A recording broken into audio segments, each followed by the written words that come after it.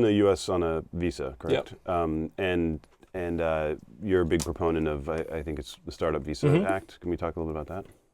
Yeah, what's interesting is not many people obviously know what it takes for a foreigner to come and create a startup.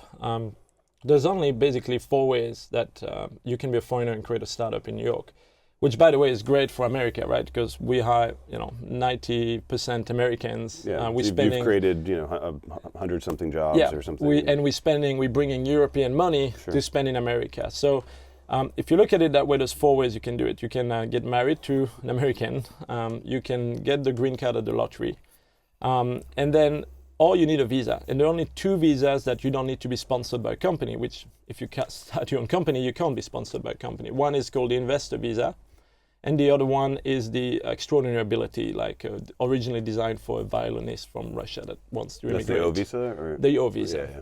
So the H-1B is what we usually, that's when we have a company. Yeah, but that's for a company. You need to have a sponsor. So forget the O visa because you have to be very lucky. Forget getting married and so on because you can't control that. And so the only real one, if you're sitting in Europe and you have a lot of talent and an idea and you want to do it in New York or Silicon Valley, is basically the E2 visa, the investor visa. Which means you basically have to have a lot of money. You have to have cash. You have to have personal money. And it has to be your own money. So that's the big problem, is that somebody can so give even you if an money. investor gave you money, it doesn't help whatsoever. So I was lucky after an acquisition, I had a few $100,000 and I was just able to pass the threshold with a good lawyer, and also had a first $1 million investment, so I got an E2 visa. But the reason I'm a big proponent, so I would say I was lucky, and the chance were against me of being able to achieve what we did.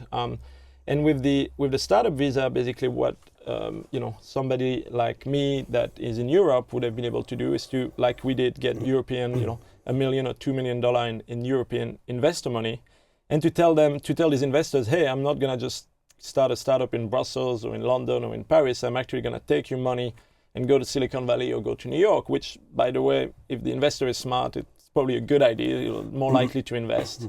And then you come here, and with the money from somebody else, you hopefully will be able to get a visa and will be able to hire Americans and build a company. Yeah, so we have a situation now where you could have, a top VC, Sequoia or something, say, I want to fund this person. Yeah. This person wants to come here, create a company that creates lots of jobs for Americans. And the current rules prohibit it unless they happen to be rich. And I'm sure they probably at Sequoia level find creative way, like hiring a CEO, create a company, and then get him on board. But yeah, it's really, really, really very difficult. And more importantly, it should be promoted, like in Europe. Well, the numbers are like, I don't know exactly.